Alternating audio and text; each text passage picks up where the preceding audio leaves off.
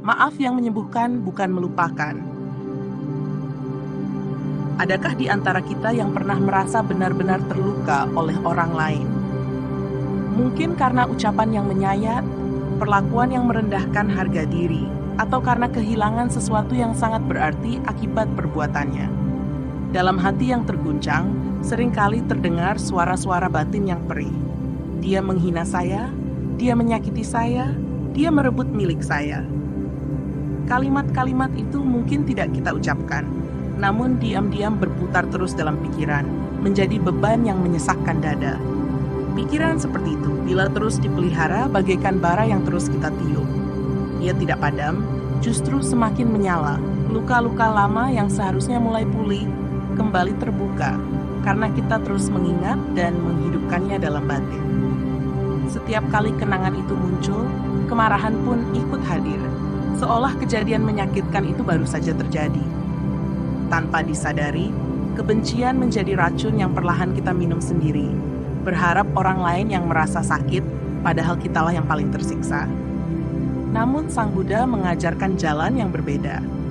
Jalan yang tidak mengarah pada balas dendam, bukan pula tuntutan akan keadilan yang dibalut kemarahan.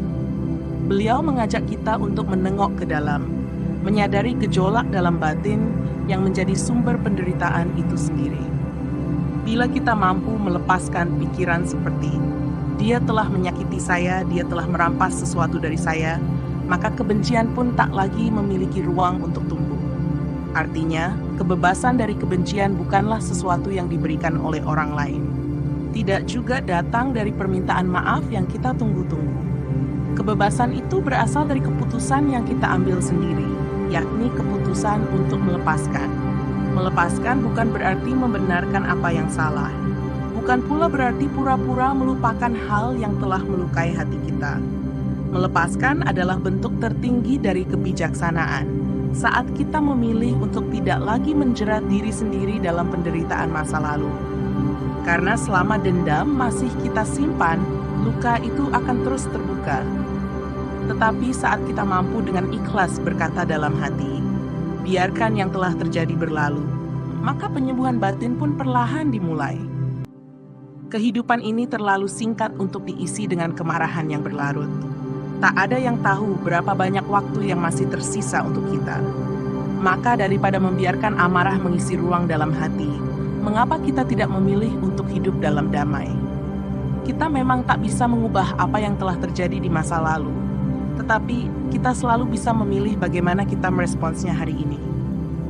Ketika kita berhenti menyalahkan orang lain dan mulai membuka diri untuk memahami, saat itu kita akan merasakan hati menjadi lebih ringan.